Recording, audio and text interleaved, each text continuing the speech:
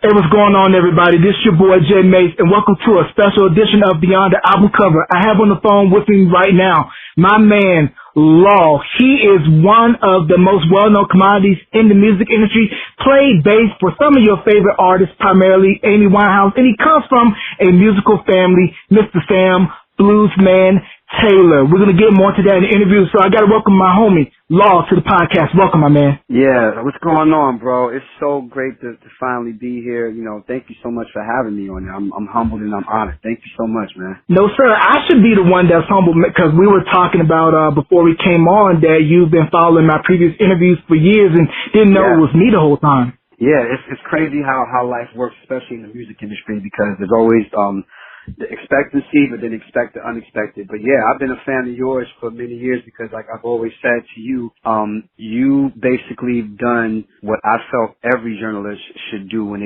they're interviewing the legends or finding out the cultural parts of music that we love.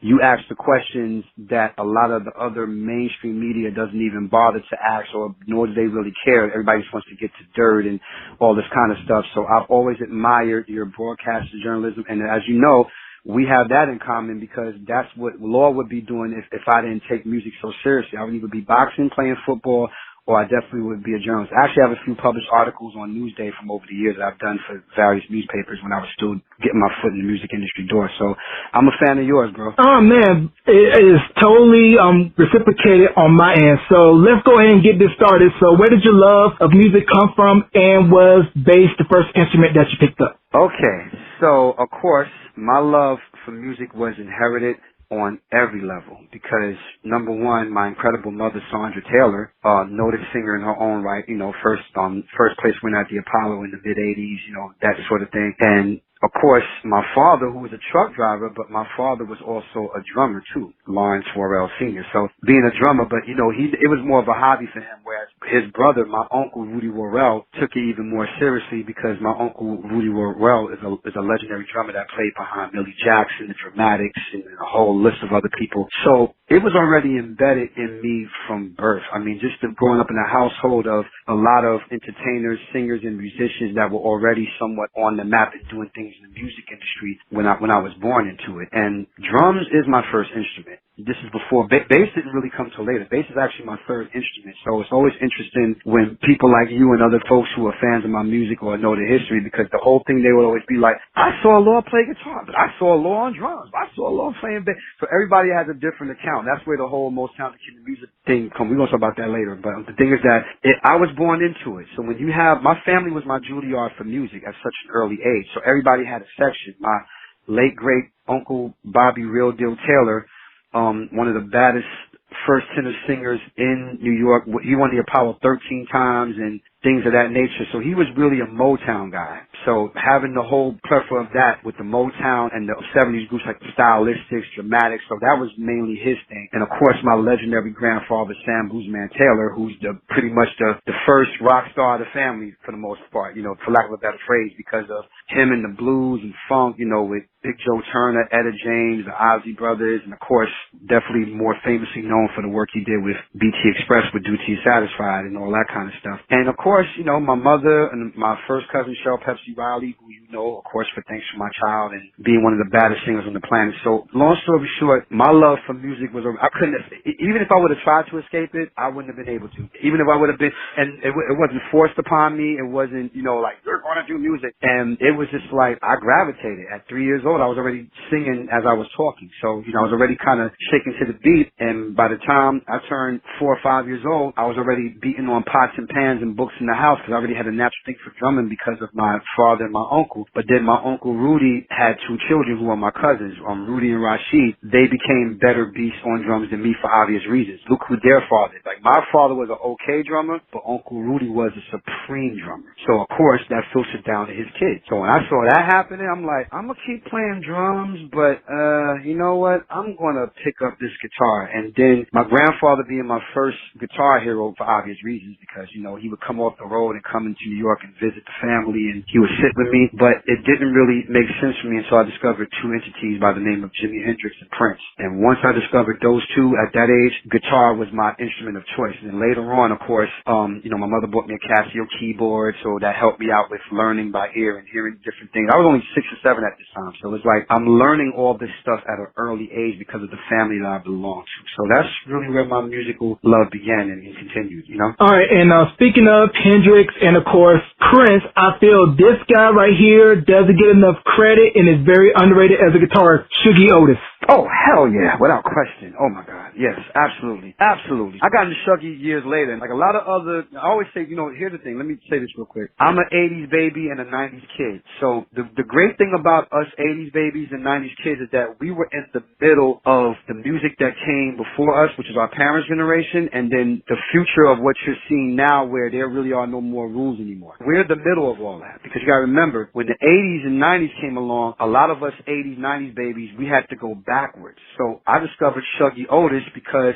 my other uncle was a huge Brothers Johnson fan. So, of course, Strawberry Letter 23, and I didn't realize at the time, you know, because all I heard was the Brother Johnson version. And then one day, my uncle was just playing a whole bunch of records in the house, and he played the Skyy version. And it was just much more raw, a little bit slower than the Brother Johnson version, and it had a little bit more depth to it. And I'm like, ain't that the brother? He said, no, this is the guy they got it from. So, and this is like 87, 88 for me. So, again, going backwards, having to learn how all these people who were still existing in the ever-changing music world of my era and how these guys were still holding on. So you're right. Not only guitar player, but just all-around instrumentalist. I'm pretty sure he was definitely an influence on Prince, without question. I think Prince's first album, For You, in my personal opinion, I say, yeah, he was definitely listening to some Skyy Otis, without question. You can hear it.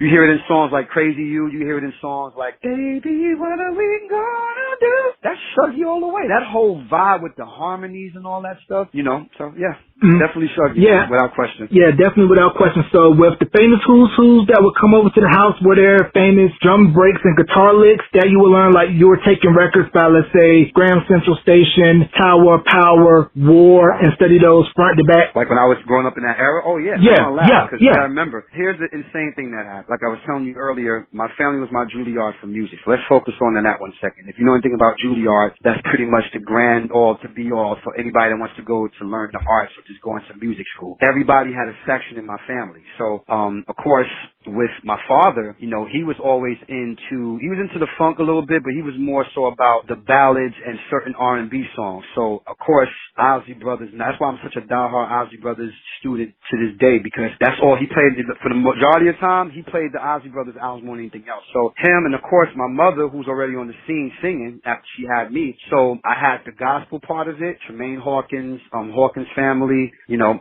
things like that, you know. And then of course I always call it the 6 divas of the world, and we know who those names are. We can name them all together: Shaka, Patty, Aretha, Natalie Cole, Donna Summer, Patti LaBelle, Phyllis Hyman. I was already getting that education between the ages of 5 and let's say 10 years old. So the greatest thing happened. My uncle and my aunt had got married. My Uncle Tony. And just so we're clear, my uncle is legendary drummer Tony T. Funk Austin, who played for Kool and the Gang, and he played with James Brown. And he was one of the most notorious drummers in New York around that time. At the time, I didn't know it, but I was learning, because I'm learning more about my family and who does what and who, this is, you know, I'm studying. I'm like a real intense kid at that time. So at one point, they were waiting for their apartment. They didn't get the clearance on getting their apartment. So my uncle and my aunt stayed with me and my mother for a time. And my Uncle Tony, I thought my grandfather had a sick record collection, but Uncle Tony had the craziest record collection. And that was probably the record collection that had the most influence on me, because Uncle Tony had everything from Mahavishnu Orchestra to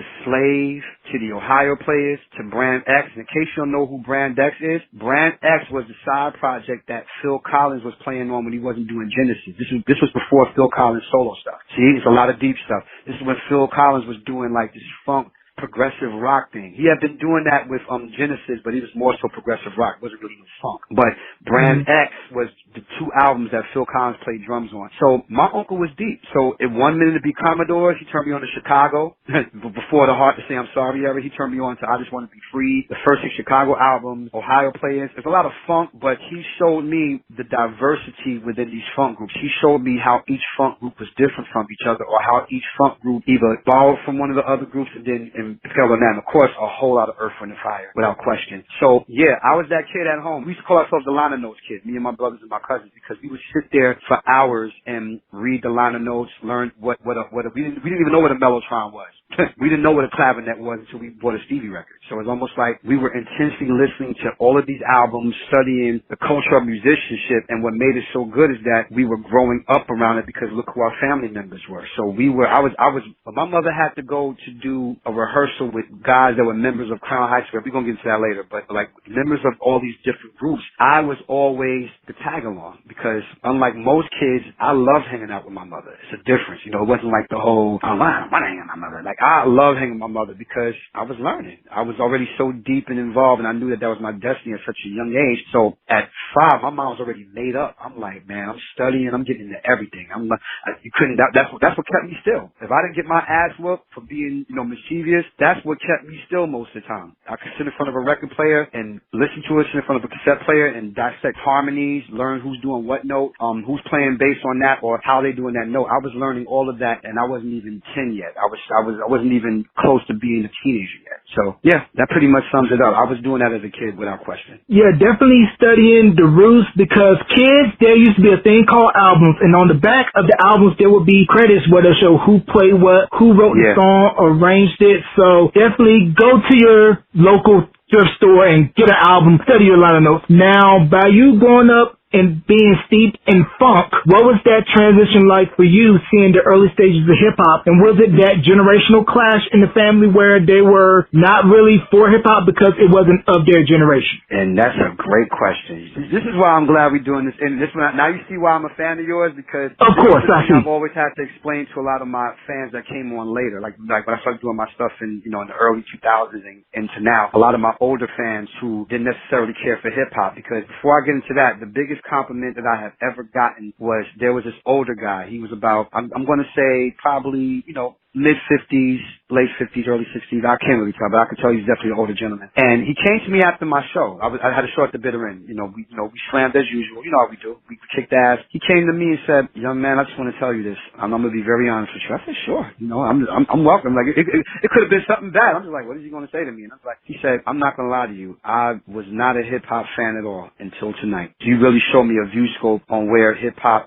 is and where it should be," said, because even with some of this new stuff, hip hop is something that I never really understood, but because of your musicianship and your presentation of combining hip hop with funk and rock and roll, and my personal favorite, the blues, that's what he said. He said, "I'm a blues guy." He said, "And I learned more about who your granddad was, and I saw you playing certain licks that were very like Albert Collins." And that's funny because Albert Collins, of course, is like my uncle. I grew up with Albert Collins in my house.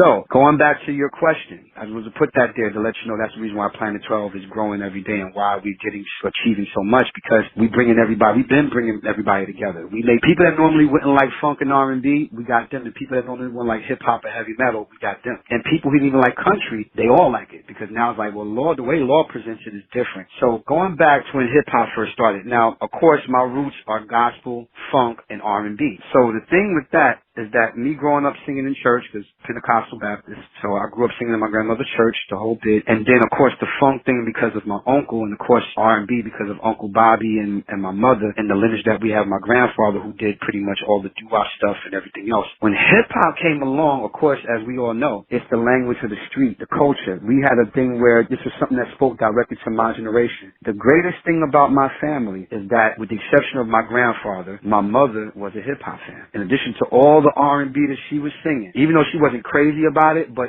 she understood and respected the fact that there was this new thing taking over the streets that kids my age were getting into. The first rap record my mother bought in the house was The Message, Furious 5. And then the first 2 rap albums that she bought me as a gift for my birthday, because she saw how deep I was getting into this stuff, was Run DMC's King of Rock and the Fat Boys' first album. So she began to really understand that her son was getting into all this prefla, and then she didn't rap. So of course I knew about poetry. I couldn't really, I was interested. So my incredible uncle, Jock Taylor, who we call Showbiz, he used to hang out with Kumo D and those guys in the Bronx. So he was a rapper. And I didn't realize at that time he was adopting these new thing with the rapping style. Because if you know anything about the hip-hop culture, there was a song called New Rap Language by the Treacherous Three, Kumo D. Always rock and never stop it, hip it, top it, never done it, break it, like that whole type of style. And Showbiz, my uncle, was doing that with his rhymes. So I wanted to be like my uncle. I'm like, I want to rhyme like that. And then I was always good with words anyway, even as a kid. So I knew how to make certain things pop up. Now, of course, I wasn't nice from the gate. No MC is just that dope from the gate. It takes time to put time into your writing, your metaphors, your cadence, the way you phrase certain words, your flow meter. I had to learn all that gradually, of course. Like it's like learning a guitar. You learn, your speed don't come off right away. You learn how to pick and choose, play slowly, learn what you learn, get what you get with it, repeat it until it becomes second nature. So when I got immersed into it, I was very supportive. And my Uncle Bobby, who was my main teacher, vocally, singing-wise,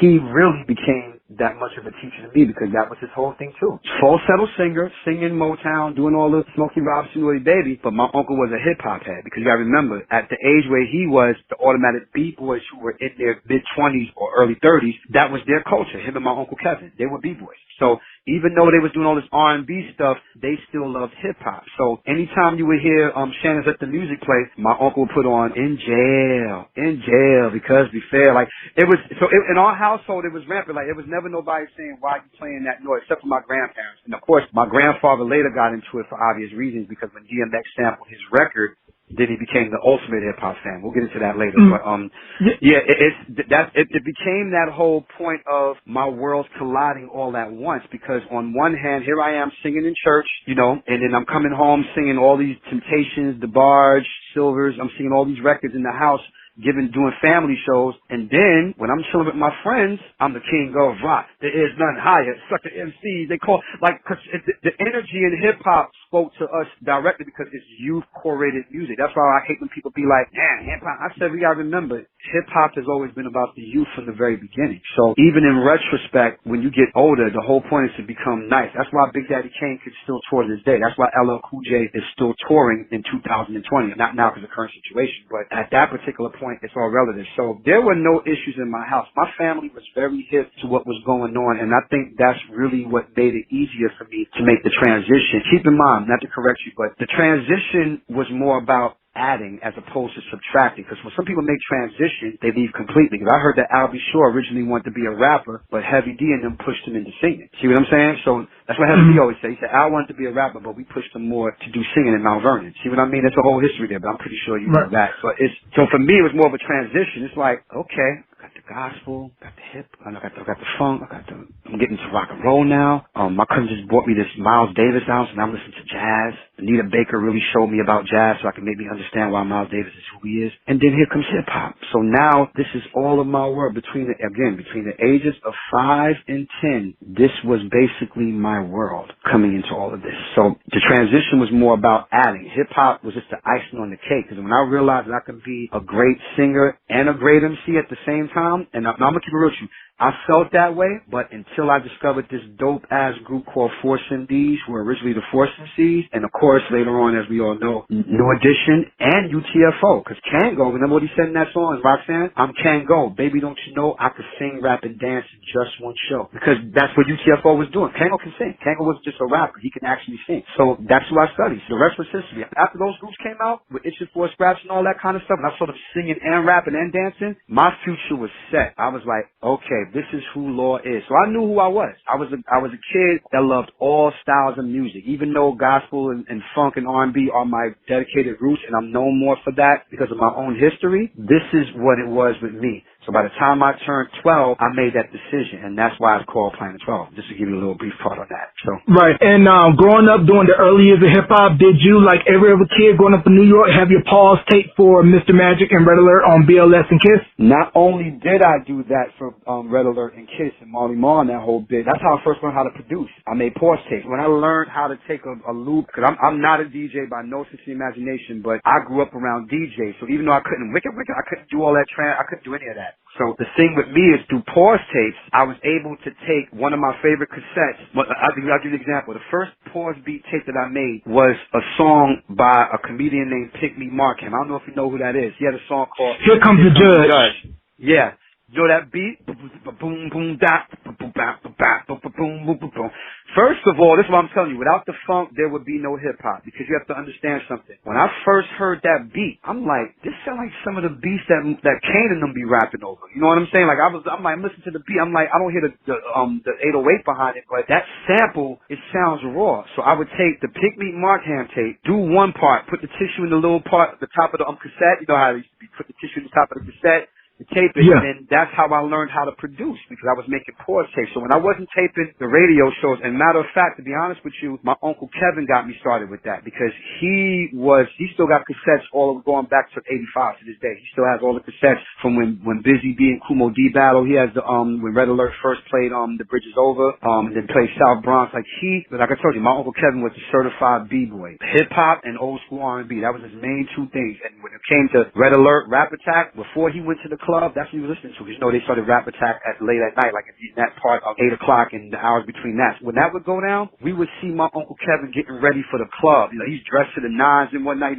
do the hip hop get off, but he's still bopping his head and saying the rhymes and doing little dances and stuff. We used to envy him so much. We want to go to the club. Like, we so young, we wanted to go to the club with him. But yeah, he had those tapes. So when he would leave, to show you how much we were interested. When he would leave, me and my brother Peppy would go into his room. Back then, his room was kind of like forbidden, but you know how nephews are. We kind of rebelled.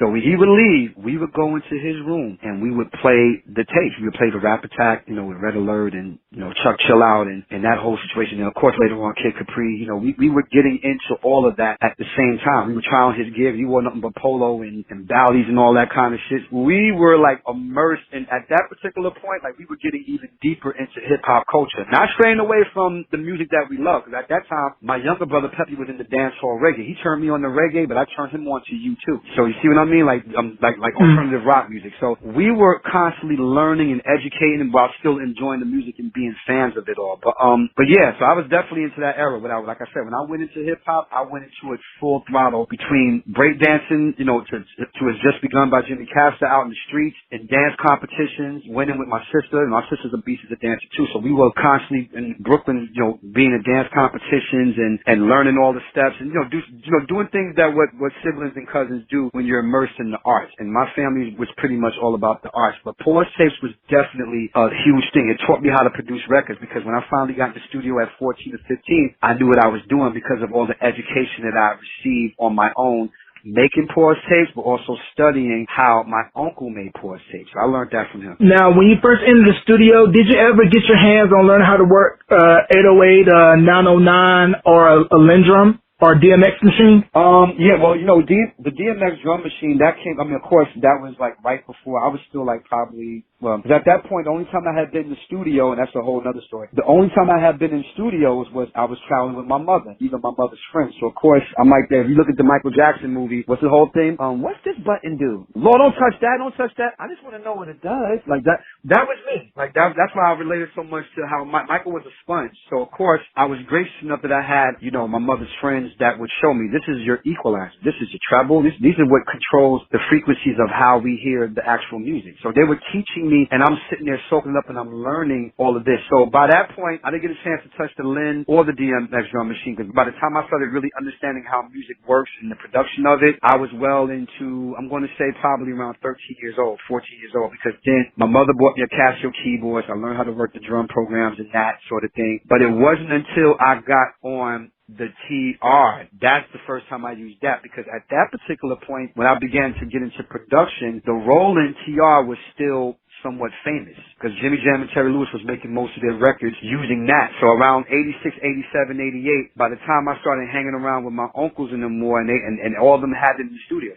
And every studio that they worked at, they had that machine. So that's the first drum machine that I actually worked. And then later on, of course, I did the SP1200 for a while, and then I discovered the MPC, and that was like, fuck everything else. Excuse my language, but it's like, after I got the MPC 60, that was pretty much like the realm of combining the live instrumentation and, of course, using the digital part of it with the MPC 60 and, of course, the MPC 2000. So, yeah. Right. One of the things that was interesting about those early technology machines back in the day was that the sampling time was so small that producers such as Lawrence Professor, Prince Paul had to, I had to mention those names. They had to find little tricks and loopholes to get some more sampling time out of the records. No, they definitely don't. Thank you. No, they don't. And for those of you that do not know, Lawrence Professor of Main Source is the one who discovered Nas live at the barbecue.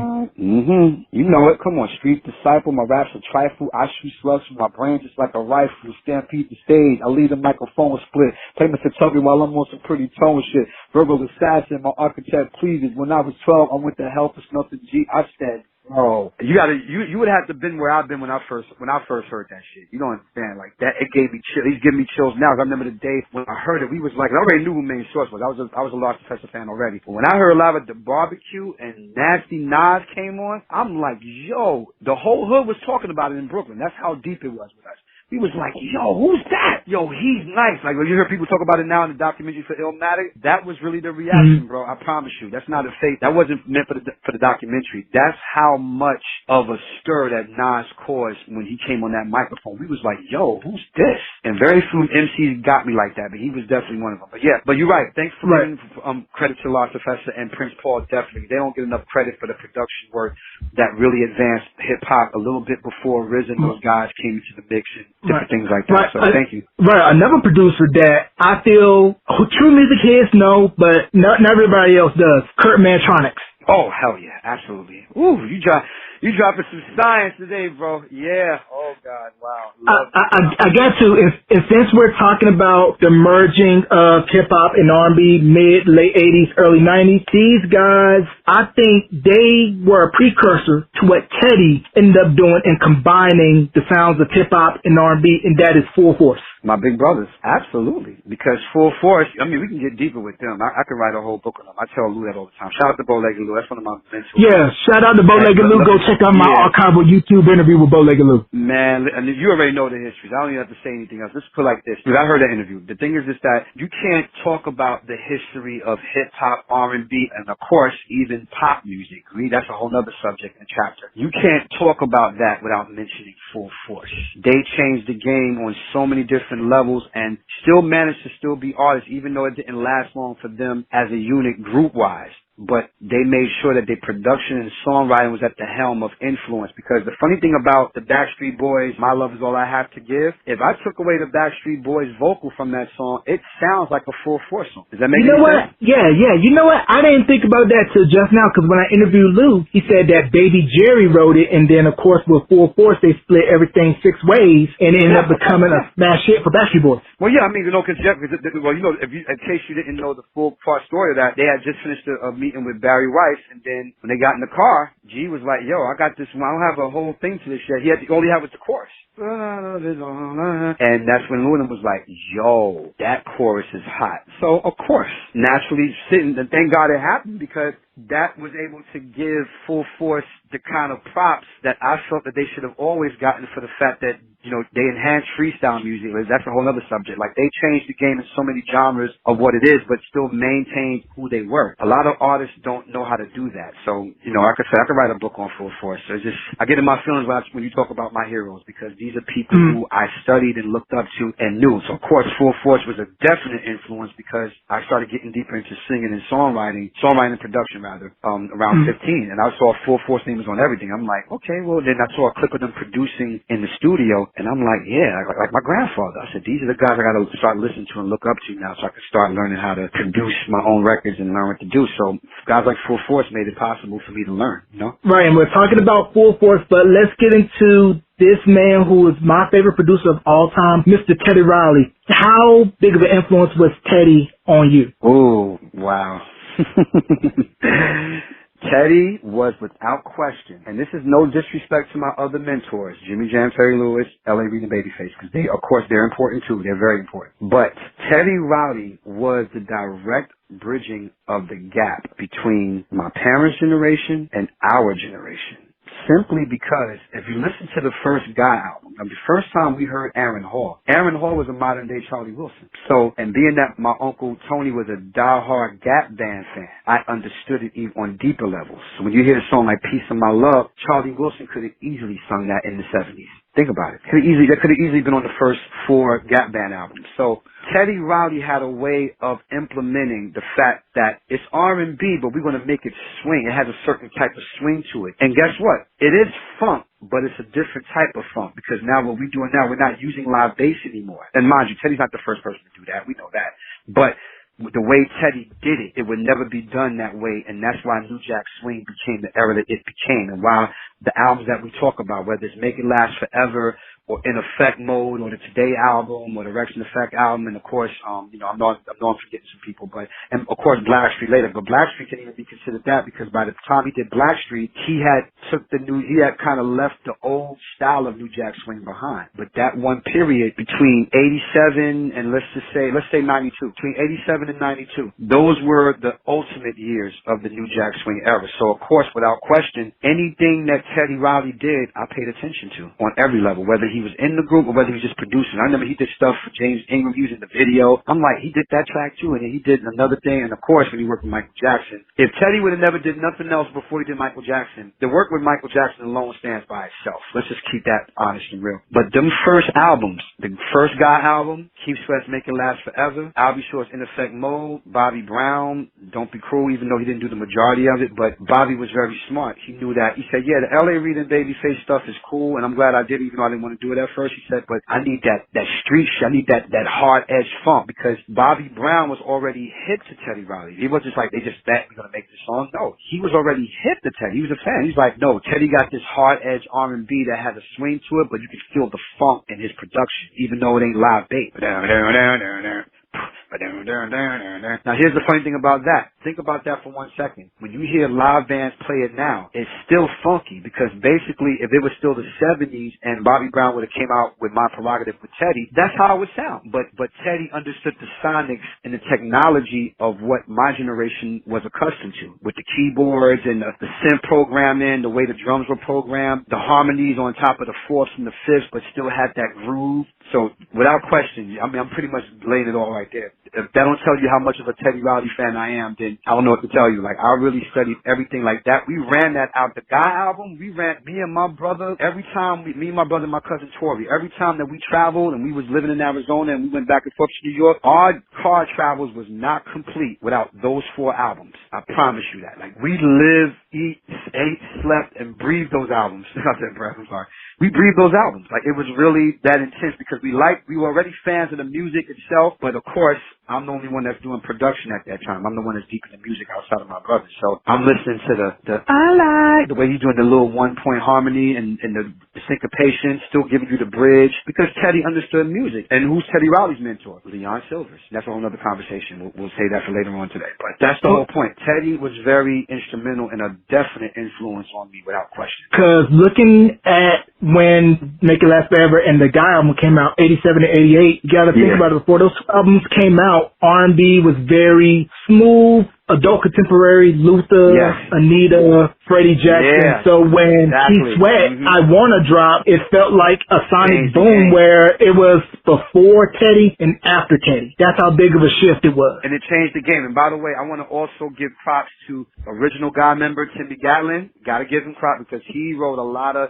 He also wrote When Will I See You Smile Again for Velvet DeVoe. He was the co-writer with Wilkie Stewart. So and also Regina Bell's brother Bernard Bell, who's another instrumental guy in a lot of the songwriting on the Dangerous album. He wrote The Kissing Game for High Five and a whole lot of other songs. You'll see Bernard Bell's name on a lot of stuff on the second Guy album, The Future. You know, so I'm sending a shout out to those guys too. Those are my heroes as well on the songwriting tip, without question. Oh yeah, definitely that. And also this one guy who I feel doesn't get enough credit for his contributions to the New Jack Swing sound and R&B sound, Kyle West. Oh, hell yeah. Absolutely. Kyle West, break it down. You gotta love Kyle West. Absolutely. Very instrumental. See, that's why I love having these kind of conversations with people that know who the guys were behind the scenes as well as in front, without question. So yeah, Kyle West, genius without question. without question. Definitely that. And you can go to YouTube to check out my interview with Timmy Gatlin. And what I found interesting about the You Can Call Me Crazy record, I believe that originally was supposed to go for in effect mode for I'll Be Sure, but they already turned the album in, and that ended up going on Guy's album. And that, if I'm not mistaken, that's Timmy singing lead, right? Yeah, that's Timmy, and I'll Be Sure. They just kept Albie's background vocals, which makes a lot of sense. Wow. Could have gone either way, and we talked about New Edition a little bit and how they were the first young group to able to merge hip hop and R&B. But then we have another group off of the Any Tree out of Dorchester. They took what New Edition did, went to the pop side of things. Give me your whole synopsis on NKOTB. New Kids on the Motherfucking Block. Yeah, I added the curse in there because that's how deeply I love those guys. First and foremost, I was at the Apollo. I remember like it was yesterday. You know, my mother had won first place, so now the great thing about being at the Apollo, I'm actually writing that in the book that I'm writing now. I have a whole chapter about the Apollo days because, you know, as a kid, you know, your mother wins first place, you know, your uncle already won 13 times, so we had a lot of seniority over there. So of course, we were able to go and see the shows when our parents didn't perform. We were able to go and see all of. And I got so many stories about people who I saw for the first time and things that happened, you know, and you know, the first time I saw Johnny Kemp before he did Just Got Paid, like certain things that we talk about. So in this particular stage, we were in the 5th row, and I remember in the midst of this show, they was like, okay, before we continue on, we're gonna bring out these kids from Boston. So the first thing I'm thinking in my mind, I'm like, I said, oh, okay, there's another one from Boston, because at the time I knew this was from Boston, but it's like they're called the New Kids on the Block. And when they walked out on stage, people clapped, but they looked, because you know it's like, oh, white guys, white boys, okay. So of course I'm intrigued. I'm like, okay, let's see what they do, you know, because I mean, look, we already have Menudo out there, so it's like, come on, we have Menudo, we have New Edition, you know. So when them boys got to the mic and started singing and stepping, the whole crowd went ballistic.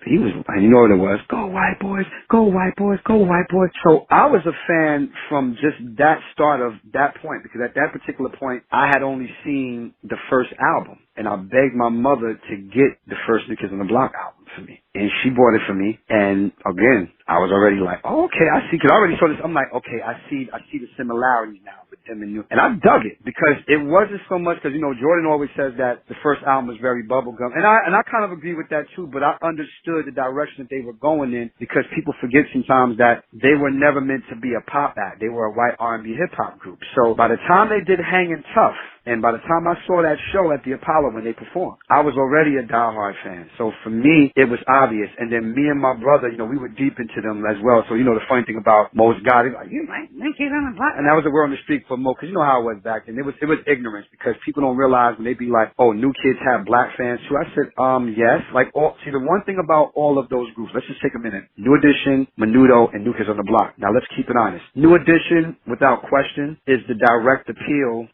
to the black teenage girl audience, without question, because they're young, they're black, they're from that. Now, of course, that doesn't mean that white girls can't like them. There's a lot of but that's that fans. Yeah, but that's that target audience. Oh, go ahead. That's the target audience. So, and of course, Menudo, it was pretty obvious.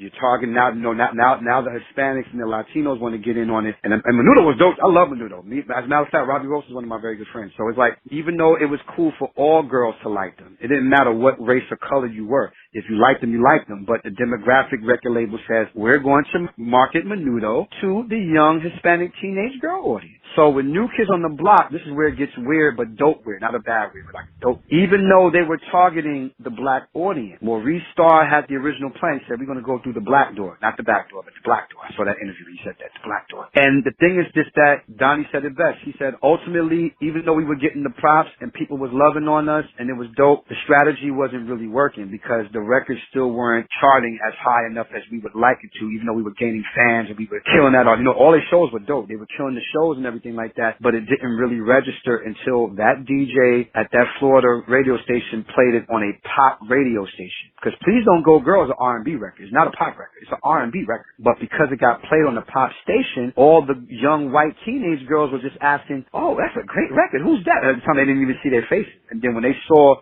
the 5 white kids that made this record, for most of the white girl fans, it was like, oh God, now we got 5 guys that we can crush on. Now everybody has a favorite. You know, some girls like Donnie, some girls like Jordan, some girls like John. They finally had got what they wanted, even though it wasn't necessarily through the direct funnel of R&B and hip hop. That's why if you notice with each album, they made sure the R&B hip hop influence was always there, no matter how many pop records they did. And Maurice Starr was very smart for that because he made sure that there was a balance of both worlds. They also have to cater to their market because of the fact that now, in addition to some of the black fans you have, now you have young, screaming white teenage girls that finally have found their white version of New Edition. Doesn't mean that we don't select New Edition. We love New Edition too, but it's almost like now we got somebody that we can crush on. That's what I said. It doesn't matter what color or race because the real fans didn't care about that. But the record labels were always very smart. And that's why when they saw that Hangin' Tough went double platinum, or I think even more than that, they started selling big because it was because of white teenage girls across America. They finally had found the group that spoke to them because it's almost like, but y'all had the Osmonds? I said, yeah, but the Osmonds were older by that point, like the Jacksons were. It's almost like outside of Michael's Thriller takeover, the Jacksons, even though they were great, even in the, I love the Victory album. That's a whole other subject. I love the Victory album, and they could have easily continued on and did that. But the truth of the matter is that Michael had got such a grip on young America and even older America with his popularity that it didn't really leave room for the Jacksons as a whole to keep on continuing in that type of setting unless the people were going to let them do what they do as a group and not just with Michael singing all the songs. So with New Kids on the Block, it was such a whole other great, beautiful thing because now it was cool to see a lot of these young white girls fanning over their, you know, who's going to be their husband. I'm Mrs. Wahlberg, you know, that type. It's the same thing with New Edition. It's the same exact setup, the whole bit, and I loved every fucking minute of it because I studied all of those groups. I studied all of them. Everything for me was pretty much that. Like anything that, like there's such an influence on me because the balance of everything that they had was such a heavy thing because I saw where they were going. Like when one of my favorite songs is My Favorite Girl because my favorite part of that song is when Jordan hits that. My favorite girl, she's my favorite. I was like, you better sing, Jordan. And then a little footnote for you too. This is how I even got into deeper into them and why I became a bigger fan because I'll Be Loving You Forever was being played on black radio stations. You do know that, right? Yeah, it was on Video Soul because I remember seeing it on the Top 20 Countdown a few times. Video Soul, but also on Kiss FM. Like they actually would play "I'll Be Loving You Forever," and at the time, a lot of people didn't know that New Kids were white until they did Soul Train. You know they did Soul Train before. They did Soul Train. Yeah, they did. Please Don't Go, Girl, which is my favorite New Kids record because of the 808 that Maurice used and the bass. Yes. The bass and then the whole harmony part of it and then and of course, little Joey Mack. Joey. The way. Joey Mack, one of the best singers in the game, period. Like, just the texture of it. So, we weren't ashamed. Like, you know, we didn't go through that whole guilty pleasure thing growing up because it was almost like a thing like, y'all like New Kids on the Block? I say, yeah, is that a fucking problem? Oh, no, we just asking. I say, yeah, okay. We thought so because that was the main thing with us. And then just watching them grow was even more amazing. Like, all the other, except for Menudo, because Menudo didn't really grow as much. They tried to, but they got really cut off because of all the allegations of, you know, them being molested and, you know, all the stories I heard about that. But New Kids and New Edition, watching those groups grow, and of course, New Kids on the Block more so because by the time 88 rolled around, New Edition already had splintered off to create the whole solo takeover. But New Kids on the Block was still as a unit, and to see them advance and mature vocally, production-wise, and to get better and better until they got to face the music, which was even more of a declaration of what they did. I studied everything that these guys did, from Danny's low baritone notes to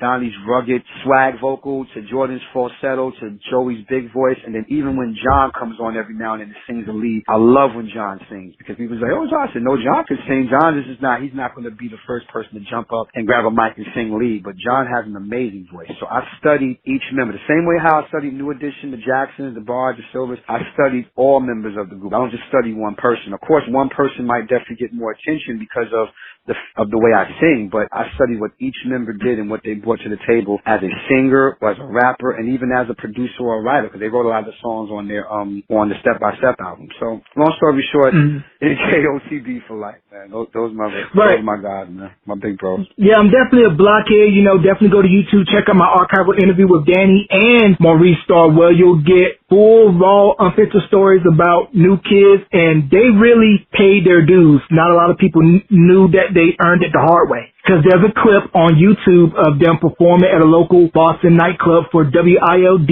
shout out to Errol Smith, in matching Jordan tracksuit, and they pretty much were working the crowd and cut their teeth before all the big pop stuff in the Magic Summer Tour. Well, you gotta remember, a little viewpoint to make too, is we always have these discussions and people come on and want to argue certain stuff. What people don't realize is that Vanilla Ice and New Kids on the Block story is very similar. Both acts had nothing but black fans before they became pop stars.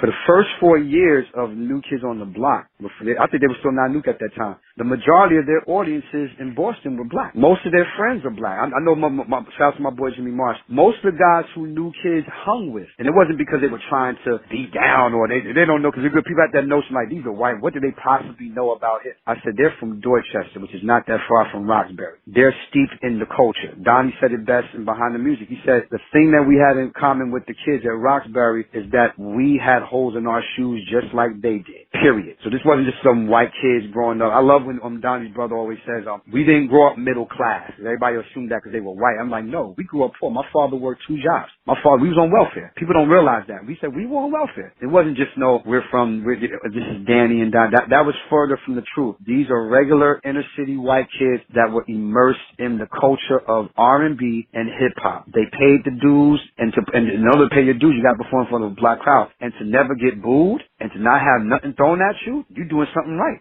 Think about it. You're doing something right. Definitely that, because that To The Extreme album, Hooked, Dancing, a hard record. I mean, Vanilla Ice, to me, caught a bad flack, and I love his stuff. No, he didn't catch it. No, let me tell you what happened real quick with Vanilla Ice. Not to make it about him, but with Vanilla, just so you know, I'm a diehard Vanilla Ice. You know that. I think you see my post. Like, I'm a diehard Vanilla Ice fan to the core because, again, I knew the history before most people did. You gotta remember, Vanilla Ice was already opening up for Public Enemy and Stetsasonic and a lot of other people before Ice Baby even took off. Remember, Ice Baby was a B-side. It wasn't even the A-side single. It was a B-side. Play That Funky Music, White Boy was the single, and it did some numbers. It was okay, but Ice Baby was the record that was catching the fire, and that's when the things began to change. So, of course, when he changed with that was simply because of the fact that when they saw the momentum. If you look at the Ice Baby video, that's really who Ice is with the Miami sweatshirt and the Guess jeans and the boots with the metal plates on. Like, that was really good. That's his crew. I'm actually close to members of his crew as well. All the guys from the VIP posse, the dancers, they all had that same lineage, but everything changed when SBK came into the picture. SBK said to Vanilla, listen, we're going to market you into this pop demographic, and Vanilla was the one that told them. He was like, I'm not a pop artist. No way. I'm not got my hip hop. He said, when I started, he said, my audience for the first 4 years was all black. I never imagined in my life that I would be playing for a all white audience. And that's not to say that I don't mind if white people like my music. If you love my music, but no matter what color you are, you buy it. But my shit was directed towards the fact that I was into R&B and hip hop from the black perspective. Not with me wanting to be down, but this is the stuff that I listen to. I'm a P-Funk fan. You know, it's an interview you said. People don't even realize that. I'm a hardcore Parliament Funkadelic fan. Like, I'm into funk, R&B, and hip-hop. You know, people always assume because I'm white, like, I didn't probably grow up with that. And honestly, our people make that assumption a lot when it comes to singers and people not doing the history of the knowledge. And back then, we didn't have social media, so you had to kind of listen to what people were saying or whatever the case may be. But that's the SBK story. So he told SBK, he's like, man, I'm not doing that. He said, no way. And then SBK said, we're so sure that it's going to work that we're going to give you a check for $1.5 million. And Vanilla Ice said, I was 2 car payments behind and I was a dropout of high school. So anybody in my shoes would do the same thing. Of course I'm going to take the money and do what they want me to do. So basically I became a puppet. So if you notice, on my first EP, Hook, I had the Fila sweatsuit. But when I did To The Extreme, which is basically Hook with just extra songs on it, basically. That's all the Hook was. If you look at the counter, they have me dressing like MC Hammer. Because the whole point was that me and MC Hammer and Kid and Play at that time, we were the only 3 rap groups that had that extreme dance part of who we were. So we had to make records that catered to the people who like to dance and party while hearing rap music. And to me, honestly enough, between Hammer and Vanilla Ice, because Hammer was the better dancer, even though Vanilla Ice was a beast with the dancing too, but Vanilla Ice was a better rapper. This is my opinion, my personal opinion. He had better lyrics. I always loved Ice's lyrical wordplay in certain songs. Now, was every song dope? No. Like every other Hammer song? No, every song wasn't dope, but the majority of the things that they were doing, I loved. And you gotta remember, as you know, I'm a dancer too. So I was able to draw from that medium as well. So he caught a bad flat more so in the sense of where, because the truth wasn't being exposed or really being spoken of at that particular day and age, it forced people to go with the hype. But everything changed when people didn't realize that Chuck D and Public Enemy was going to sign Vanilla Ice until they got beat out in the bidding war. Mm-hmm. Yeah. A lot of people don't know that, but when I told them, like, what? Militant, don't believe. I said, yes, that same Chuck D. I said, see, and I promise you, and I say this to this day, if Vanilla Ice would have signed to Public Enemy during that heyday, I can promise you, nobody would have never talked the shit that they talked about Vanilla or made a mockery of the way that they did. I promise you that, because that's how easily persuaded rap fans were. Now look at today in 2020, Vanilla Ice did Soul Train already. He did the Soul Train Award. They welcomed him with open arms. I said, yeah, it wasn't like that 30 years ago, because he was all he was doing was just trying to let y'all know that I'm part of the culture too. Like, just because I'm white and because I made this record, this is like a lot of whole bunch of bullshit. To see him getting love now, every show he does is sold out. He's on these 90s tours and stuff. I love every minute of it, because they finally done let go of that whole portion, and people can finally admit that Ice Ice Baby was a dope ass song. See, I never had a problem with admitting that, because I had his album. I was a proud Vanilla Ice fan. I was like, you like Vanilla Ice? Yeah, really? I said, shut up. I like him, and I'm not being fake. Coogee Rap is my favorite rapper, so you don't have to sit there and try to sell me on the culture of hip hop, man. Bump all that. Stop it. I said, I know who my MCs are. I know who my influences are. I love Vanilla Ice for who he is. I don't compare him to Rakim. I don't compare Hammer to Big Daddy Kane. No, it's just a different thing. I love all kinds of hip hop. It's not just I have to like this kind of hip hop to make it. No, I dug it all, especially Fresh Prince. I dug all of it. Like, anything that was dope to me was dope to me. If it was whack to me, I'd just say I'm not really feeling that. It's whack. So that was just really it. But I hope I didn't go overboard with that. I just wanted to. Oh no, you're all good, brother. And now let's talk about one of my favorite funk bands of all time, Skyy. My uncles and my aunties, yes. Oh my God, Skyy. Whew. Well, as I say very often, shout out to my aunties, shout out to my uncles. Skyy was the last important, innovative Brooklyn band, because after that we wouldn't see it again. Most of the other bands that would come out, like like the Tony Tonys and Mint Conditions and things like that, is Minneapolis, is Oakland, which is good shit too. It's not a disrespectful thing for it to be a good thing. But Skyy was the last band to represent New York as a whole, but especially Brooklyn, that was very innovative. Because you got to remember who the people that came before them were: BT Express, Crown Heights Affair, and Brass Construction, and then Mandrill for good measure too. Because even though Mandrill wasn't a part of that particular circle, they were still from Brooklyn, so that made it easier to put the comparison level on that. So in that jurisdiction right there, it became Skyy showing you why they would be the last guys to do what they did, because it was all in there. The aggressive funk part, the rhythm guitars of Solomon Roberts Jr. was a heavy influence on my guitar playing. Gerald's bass lines, fluid, Tommy's drum patterns, it just all had it. Bootsy's lead guitar stuff,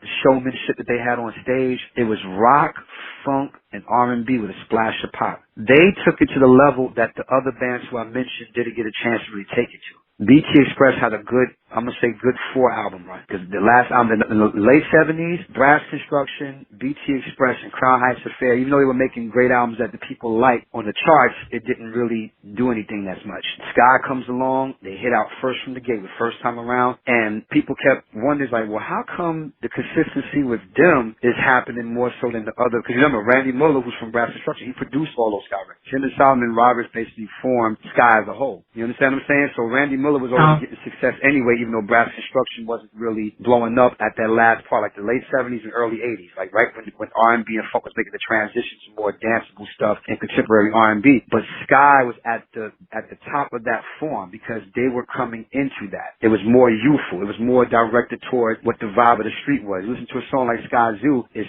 raw funk. It's definitely funky, but it has a certain pizzazz and a youthful feel to it. What you want to do? I want to play my Sky Zoo. It's very popular. And they do this, and they start playing the kazoo. That's kid stuff. So to us 80s kids, it appealed to us. It's like, that's dope and it's different because no other bands were doing stuff like that. So they were very creative, and that's why I said they're the last real important, innovative funk R&B band to come out of Brooklyn but represent New York as a whole, because there was always these talks about people feeling like, New York is just known for disco, and I used to look at these motherfuckers on the P-Funk bus like they was crazy. I'm like, are you serious? I said, no, they are not a disco band. It just so happens they had songs that got played at the disco so people can dance, but they were not a disco band. Neither was Brass Construction, neither was BT Express, and neither was Crown Heights Affair. They made danceable music that had the four on the floor, but there was a little bit more going on. It wasn't just a cheesy. It was more so. It was a lot of musicianship. Randy Muller with his string arrangements on all those records. That's the irony between all those groups, that Randy Muller did all the string arrangements for each of those groups I just mentioned, especially Skyy. So. Then of course they had other albums that came out during the mid '80s that didn't really resonate. They were dope albums, but they didn't really resonate until they did Start of a Romance, which was crazy because Start of a Romance proved once again what I just said. This is the reason why they took it to levels that Brass and those guys didn't get a chance to get to, because they weren't supposed to have a hit with that. But you can't resist that groove. I mean, that drum pattern, that drum program, and it was a number. You see, it was a #1 record. So here was Skyy in the early '90s. Skyy, an old school R&B late '70s group that got a hit in the 1990s, and this is the reason why. And Real Love was #1 too as well. So it's like, that's all I can really say. I mean, that's pretty much why they were a huge influence on me, and because those are my uncles and my aunties, because of all the mixture of all these different crews working together. Because Brass Construction, Crown Heights Affair, BT Express, they were all part of the same camp. They were all part of the same people that roll with each other. That's a Brooklyn thing. It's really a Brooklyn thing. Like, people you would hear on certain albums, they would play on it on the later Brass Construction albums. My good friend Tyrone Cox was the original trumpet player for Crown Heights Affair, but he was also playing trumpet on Brass Construction albums too. So to see how that all works, it's all relative. So that's pretty much why Skyy is very important. Yeah, because I remember growing up hearing Start of a Romance and Real Love bumping on R&B radio like crazy. Then I got into the Call Me's, Just For You, and the Highs later, and then I just realized, like, man, Skyy, funky stuff. And shout out to two record labels that I feel is underrated within the music industry and doesn't get talked about enough, like Casablanca and some of the bigger labels, Prelude and South Tool. Yeah, woo! Talk about it. Oh, my God. Absolutely. You're absolutely right. Oh, my God. Wow. Definitely that. And now I want to circle back to New Edition really quick. So when Bobby went to do King of Stage and later Don't Be Cruel, and when Johnny came in, do you think Jam and Lewis worked with Alexander O'Neal served as a guide for them and to how to bring Johnny into the group effectively? I'm willing to believe that. Absolutely. Because the maturity of Alexander O'Neal's sound at that particular time and the type of instrumentation and chord progressions that Jam and Lewis were doing for his album, absolutely. Because the whole, I mean, if you listen to Sunshine and a few other songs, you could have easily heard Johnny Gill on any one of those songs. Because just the whole level and the sonics that Jam and Lewis were creating at that period. And then you notice a lot of Jam and Lewis's songs, a lot of them in the same key, different ways of reworking the actual same song. Yeah, because if you go back and listen to If It Isn't Love and listen to Nancy's little boom, boom, boom, and Nancy in the doom, doom, doom, doom, and If It Isn't Love, it's like they recycled some of their stuff from previous records and just twisted it and made it new on newer compositions like Human League, Human, the and then Ralph Tresvant, Sensitivity. No, that you're gonna laugh. You nailed. You just nailed. I can't even say no more after that. You nailed the perfect description. And when me and Terry met and we had our talk, we talked about stuff like that. But you nailed it. You absolutely right. That's exactly what they did for the Heartbreak album. They knew to make it different, but still have that sound. See, they were masters. L.A. Reid and Babyface, the same thing with them. They were masters at crafting certain tracks for certain artists, but still having that trademark sound on it. Like, you knew it was Jam and Lewis when you heard it, but it was a different way they flipped it for each artist, and I love that about them. Right, that is definitely the hallmark of a great producer. Then also, back in the mid-'80s, Minneapolis funk sound was really, really white hot, but there was this one band out of Michigan that didn't really get the credit that they deserve, I think, because Ready for the World had the big cosign by the electrifying Mojo, WJLB, Detroit, Dream Boy. They were based out of, I think, Oak Park, Michigan, and they were signed to Quest, which was Quincy Jones' record label. Yeah, oh yeah, absolutely. Oh yeah. Definitely that. So shout outs to them. And also another shout out to two funk bands, 70s, 80s, that doesn't get a lot of mention, Fatback Band and BB&Q Band. Hell yeah, absolutely. I mean, actually the first reigns of what we call rap music, because the balance of all of that, and I don't even get into to arguments and debates with people, because they always, people say Sugar Hill Gang, but it's all relative though, because you got to remember the era where it came out of. That's the same time. It's all the same time. And now, even though before then you had records that had origins of rap, but rap as we know it in terms of that was, Fatback Band, the Furious Five, and then, BB&Q, because they were making records that had the appeal, because they were smart enough to understand what was going on at that time too, as hip hop culture was emerging. So yeah, it's all relative. It's all relative. When people are like, they did rap before rap was rap, I say, yeah, technically, them and the last poets. Yeah, the last poets. Yeah, yeah. So tell me about. You mentioned earlier about DMX sampling your grandfather's record for "Get at Me, Dawg," but it was first sampled, I believe, by EPMD for "Get Off the Bozak," "Get the Bozak," and then a Canadian rap group called Rascals sampled that for "Northern Touch." Oh yeah. Yeah. So I definitely think because of hip hop, us '90s kids and later on got to go back and dig into those '60s.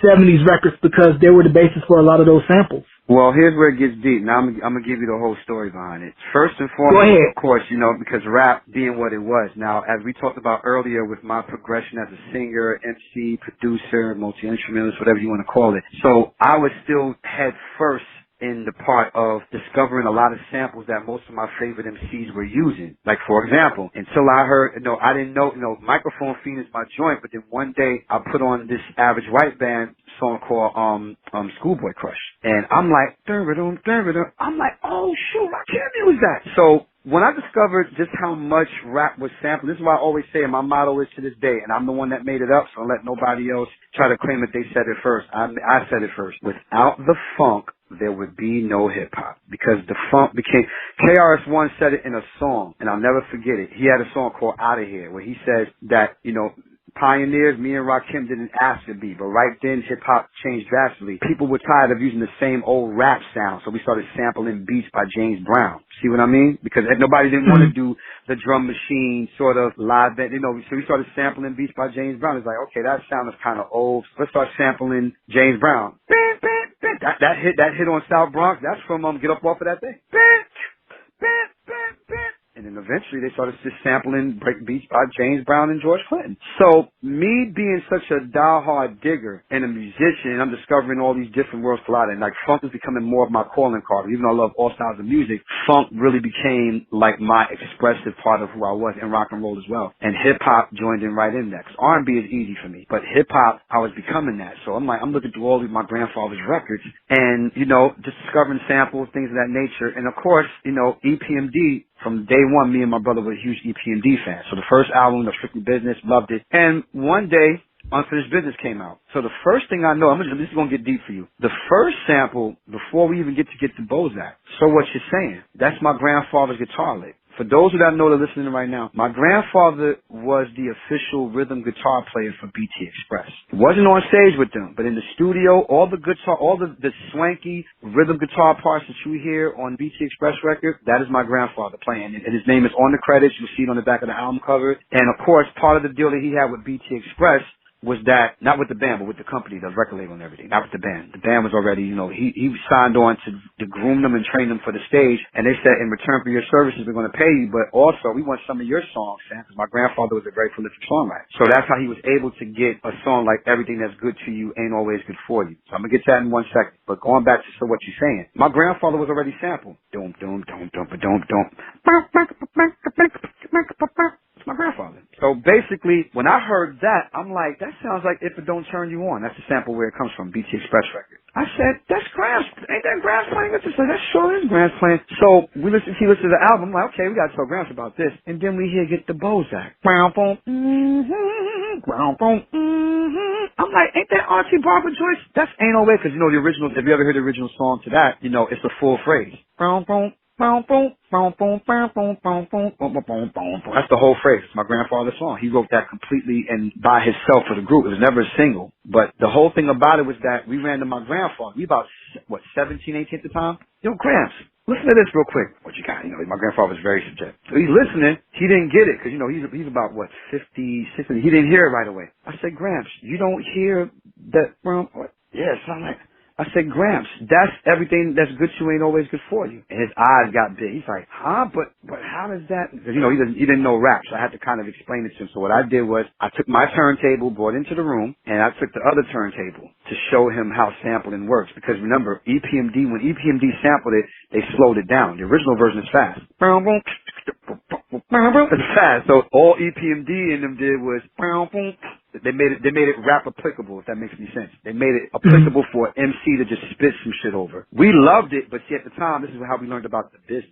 Now I was going to get into a deeper subject with this whole thing. So I showed him. I said, "This is how it's done, Graham. See, yes, this is the original." He said, "Yeah, I know that's fine." So that's what they do. They slowed it down. I said, "Yeah, that's how they sample records." So I'm like, "You're not getting no money for this?" Because see, I was smart enough at that particular time to know that if a rapper sampled any old records from any of the classic artists, the person who wrote is supposed to get paid. That's how much I knew at 16. Now you understand why labels didn't want to sign me. They were scared of me because when you have too much knowledge at that age, it's scary because you know that they can't fuck you over. So Grams looked at me and was like, "Nah." I said, "You're not getting no money for this?" And then that's when I learned the complete story. Because remember, I have the gold records. As I'm talking to you right now, I have the gold records in my house from all the BT Express stuff. So the crazy part is that I'm going to say, I guess we could say about probably 8 or 9 years later, probably a little bit more than that, the DMX comes out. Same exact sample. You know, DMX didn't even change it. I think he just sampled the instrumental, to be honest with you.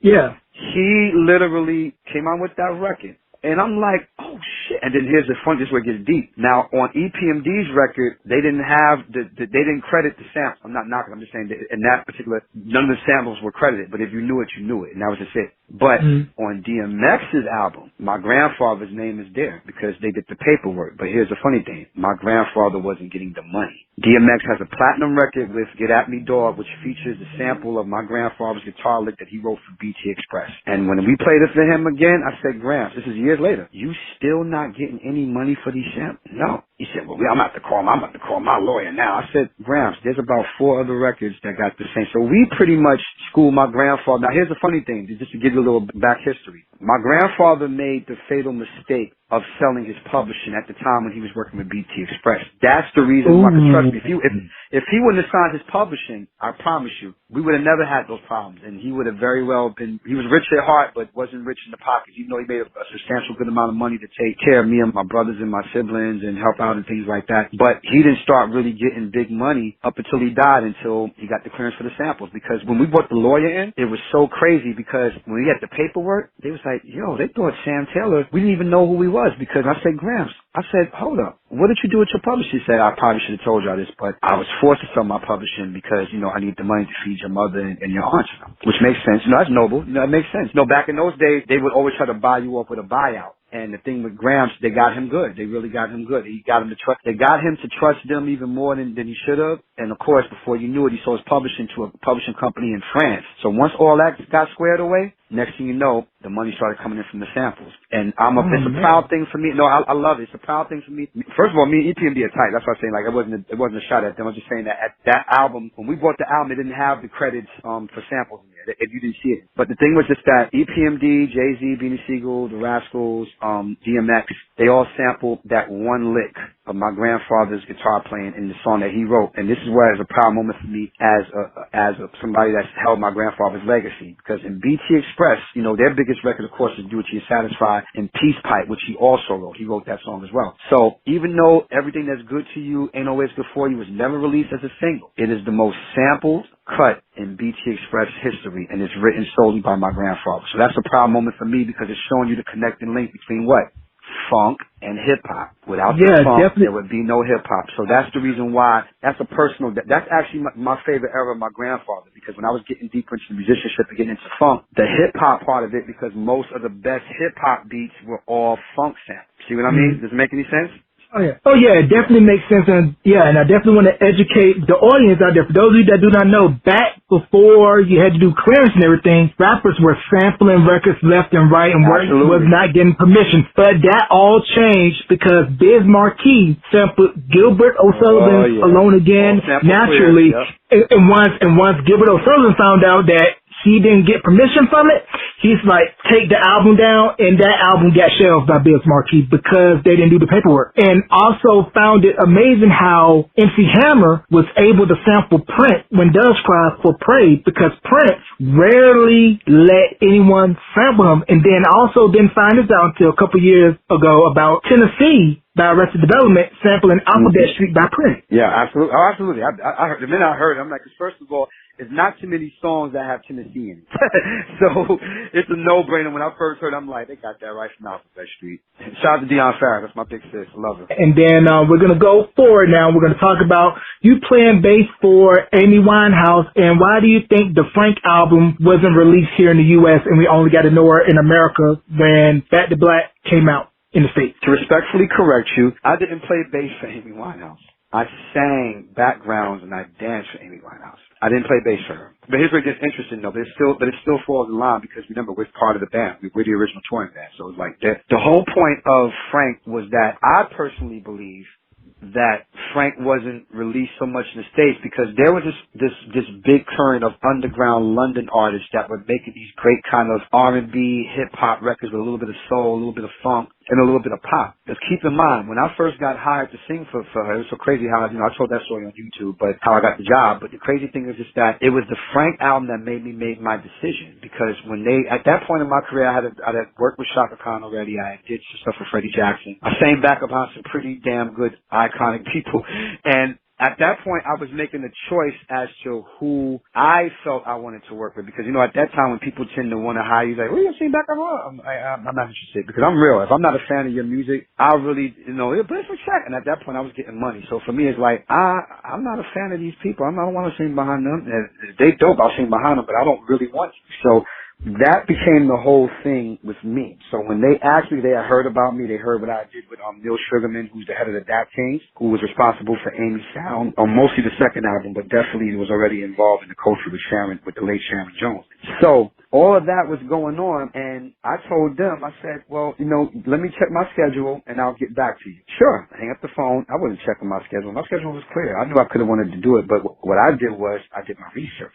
I never heard of it. He's like, you ever heard of Amy Winehouse? She's making her American TV debut with her second. I'm like, no, I never heard of her. And I had to beat myself up for that because I was always up on the new stuff, especially from London. I mean, Brand New Heavies and Jamiroquai. I was up on all that shit. So it's almost like, how did she get below my radar? I don't know. It happens. But anyway, I typed her name in and a song called Fuck Me Pumps came on. And I was hooked. That was my answer right there. And I called them back. I said, yes, I will gladly sing behind this girl because I saw everything that Amy was trying to do musically. One part of her is hip-hop. Another part is soulful R&B. It's obvious she got that funk. But then there's undercurrents of the jazz part of her vocals, and then there's a certain blues undercurrent that she has in her aggression. I got all of that in just one song. So by the time I got the album, my curiosities were satisfied. I'm like, yeah, I knew she was dope. I knew it. I had a feeling. So yeah, so that's pretty much in a nutshell. Actually, my favorite album. I love Back to Black. But I love Frank. Frank just had this real sparse, because we see what she was doing. I saw exactly what she was doing. So that's my favorite Amy album, actually. So right, and that's why I got to give respect to all the acts that came out of the UK, because they made it no secret of how much they love and revere urban music in America. The whole Northern Soul movement was just their take of Motown, and pretty much everybody from Beatles, Cream, absolutely, Clapton, Phil Collins, George Michael, all love and respect R&B in the U.S. Absolutely, without question. So let's talk about Planet 12. Yes.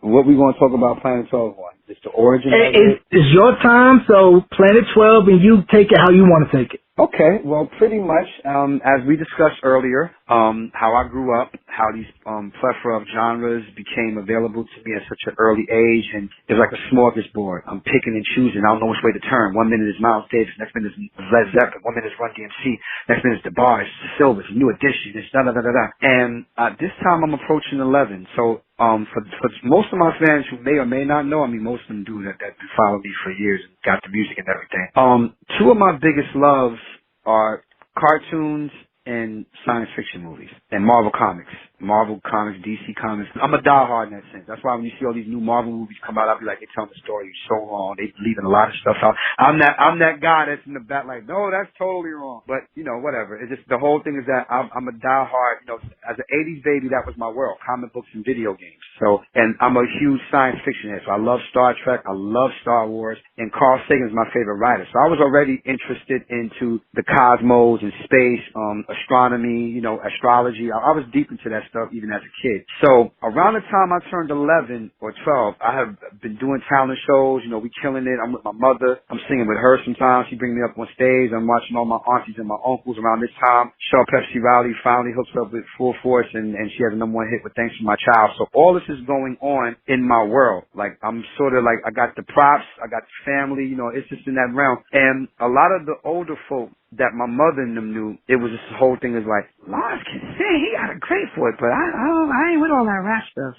I'm not crazy about that rap stuff. And then meanwhile, my peers, my age, I'm thinking about the kids my age at that time, with the exception of my cousins and my brothers and my sisters. With the exception of us, because we knew music, we grew up in a musical family, but everybody didn't. So the average black kid in the 80s, it was only two things, especially if we grew up in the hood. It was only two things, R&B and hip-hop. It was nothing else in between. The average kid. Now, of course, people like Vernon Reed from Living Color, you know, he's from my hood. He's from St. Martin, from Brooklyn. Obviously, even though he's older than me, he grew up not just listening to R&B and funk. He obviously grew up listening to rock and roll. You can tell because Living Color is one of the greatest rock and roll bands of all time.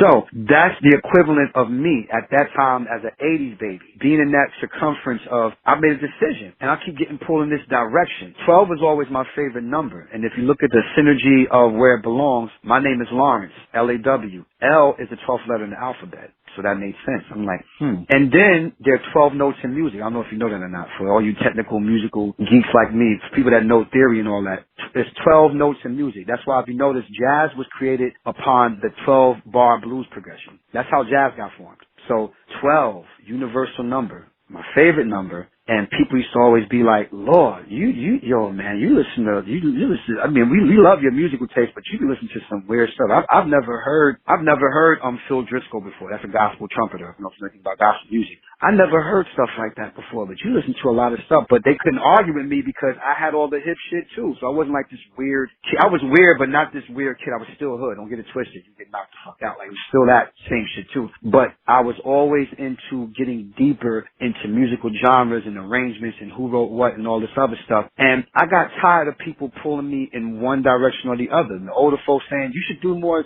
singing and rapping. My friends like, you should do more rapping and singing. And I said one day, fuck that. I'm going to do everything that I love. I'm not going to limit myself to nothing. Prince and Stevie didn't. And those are my two main heroes. I'm like, they didn't. So guess what?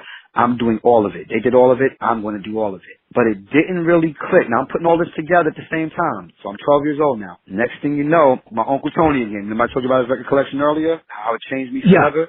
So at the time, there was this song called Atomic Dog on the radio.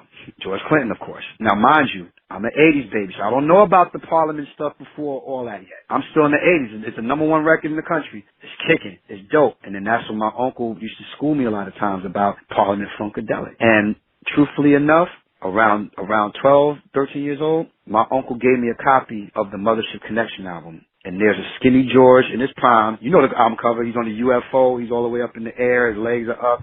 And on the back of the album cover, the UFO is in the ghetto. And I got it. I said, he got one foot in the cosmos. He's on some weird eccentric space age type stuff. But on the flip side, he's still hood. Because, you know, George's from Plainfield, Jersey. That's the hood. So it's like he was taking the language of the streets and putting it into this weird mix of funk and rock and all this different stuff that was going on with Parliament Funkadelic. When I listened to that album, there it was right there, Planet 12. It spoke to me. Yeah, man, because I went and listened to... And the rest is history. That's how it pretty much happened. That's how I called it. As they say, and like you, I'm a musical buffet. I like everything. So when I listen to your material, I hear a little bit of everything. And being independent, I think, is the way to go now. And we got to give props to Prince, because Prince was on the do-it-yourself mode back in the mid-'90s when he was selling his albums through the MPG website. Absolutely. Oh, yeah. Hell yeah.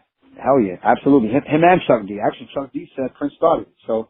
So two more things, then we're going to go ahead and get you out of here. Let's quickly talk about the impact of Leon Slyvers, the Slyvers, and Dick Griffey and Solar Records. Oh, yeah. Okay. Well, I mean, let's start with Leon first and the Slyvers. I'm putting it all in one category, like right there. Leon Slyvers, remember we talked about transitions earlier, and then we talked about how people transition to stuff? Yeah.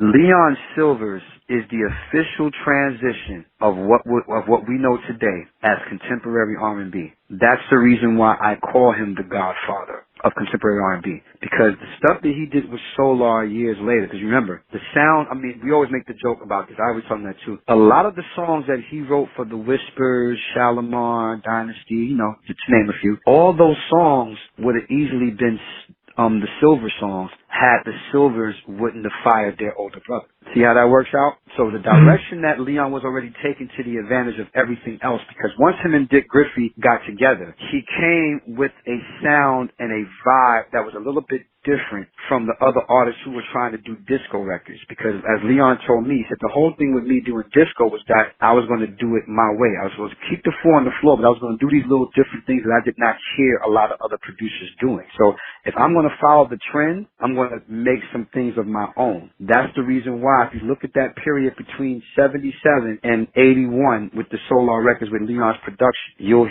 hear it. The transition was so...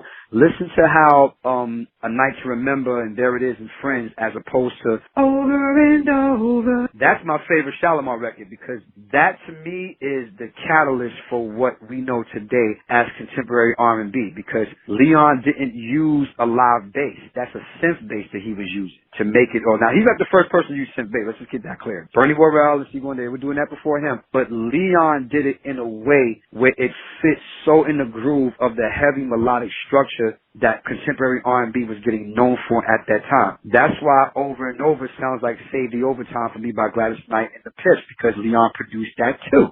See what I'm saying? That whole groove. And Kashif took his cues from him too, because Kashif would hit, of course, with I'm in Love with Evelyn Champagne King, and of course, Love Come Down. You can hear Leon's influence all in that. Simply because Leon single-handedly changed the game through production by keeping the bottom of the funk, but still giving you enough melodic and harmony and sweetness. He put the sweetness on it, but it was still tough. So this is why I'm going to tell you to ask you a question to break it all down. What do Jimmy Jam, Terry Lewis, L.A. Reid and Babyface, and Teddy Riley all have in common? Leon was their mentor. They all had to go to Leon. I'm talking about personally, not just music. They went to person. Like, this is a real thing. If you notice, Jimmy Jam and Terry Lewis, when they got the award for Soul Train, the Icon Award last year, they said, and thanks to Leon Sylvers, he put us in.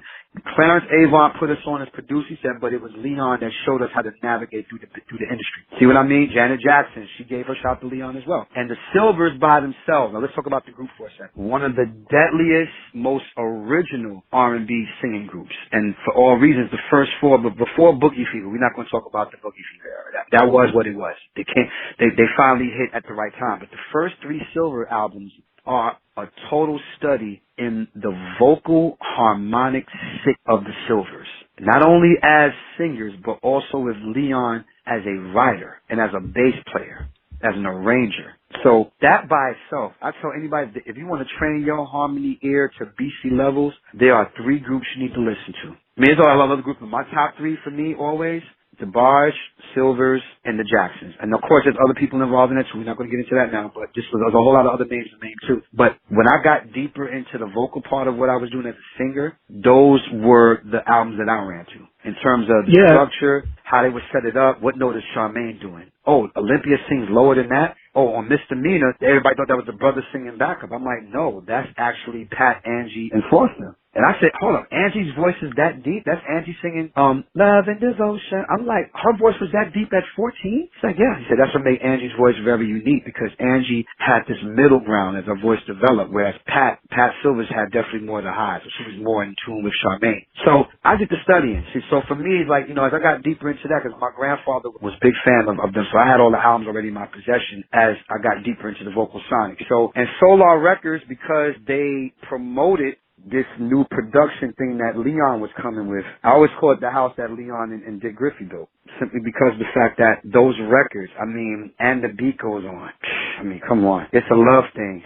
You know, all the Shalimar records. I mean, you know, Second Time Around, Dynasty, Here I Am. You know, as a bass player, as a producer, as an arranger, he single-handedly changed the game. So thank God the people that he influenced and literally taught certain things to, they shout his name out. If you look on the Blackstreet album, you'll see Leon's name on there, because Leon worked with Teddy in the studio. Because Leon, I'm not going to say it here, I'm going to let him tell it if you ever get a chance to interview him, but Leon told me the story of how he met Teddy when Teddy was only 11 years old. See how it gets deep? It gets really, really deep because at that point, Teddy wasn't the Teddy that we would come to know. Of course, that would come years later, at 18 and 19, we started doing the New Jack Swing stuff. But Leon said that he already knew Teddy from when he was a kid because Teddy was that deep of a Slyvers fanatic. See what I mean? Like Teddy studied the game. So Leon Slyvers is the conduit of what we know today as contemporary R&B. Because without Leon's influence, there would be no New Jack Swing. There would be none of that stuff that came later after that. Leon created the sound that made it possible for those new styles in R&B to exist. He showed them that there's another way of doing this too. Same thing with him, because look what happened. His sound changed too. He said he's a realist. He said when people started using more of the synth-based thing, that's how he talks. Started using more of the synth-based thing, I followed suit. But you know me, I'm a real bass player, so I know how to really make that shit pop off. That's why if you notice, every damn record he produced, the bass line was always deadly. Think about it. Nobody can play that kind of bass. I mean, there's people that can, but I'm saying more so when it came to those records that were produced by him for Solar Records, there was nothing fucking with that. You could put on 5 Solar Records back to back that Leon produced. Watch that dance floor get crowded. The groove of it, the whole feel of it. You know, he wrote the bass line for James Ingram to play on, and Mike to remember. That's James Ingram playing synthesizer bass. But he wrote the bass line first. Ricky played guitar. That's Ricky playing guitar. That's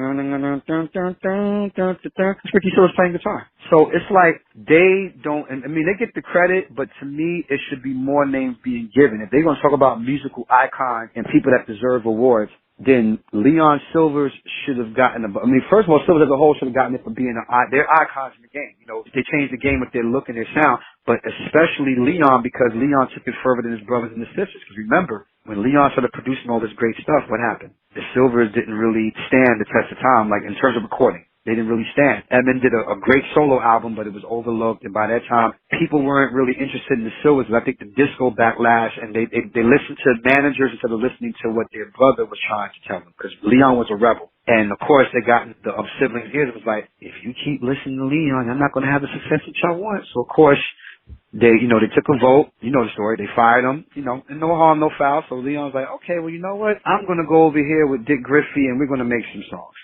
And the rest is history. Take That to the Bank was the first hit record, and that changed everything. But listen to that production. Right. It's a disco record, but listen to the intro. Funk.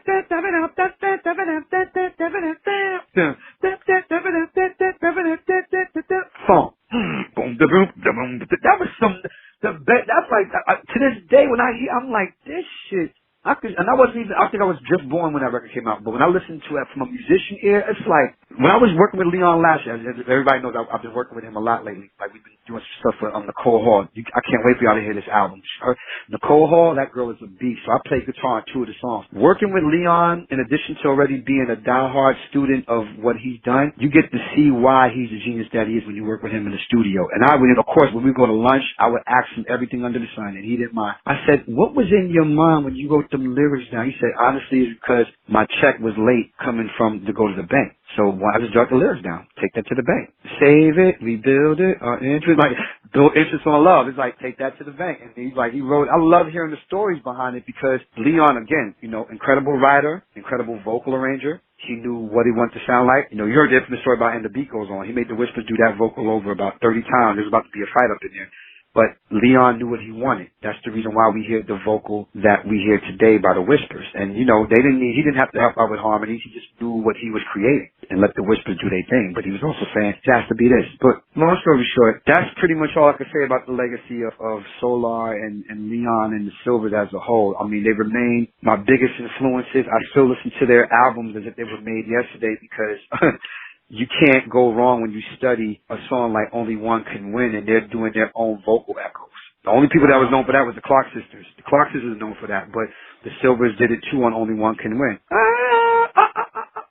That's not vocal. People thought that was an effect, and Charmaine told me, he's like, no, there were no effects on that. That's actually us doing our own echoes.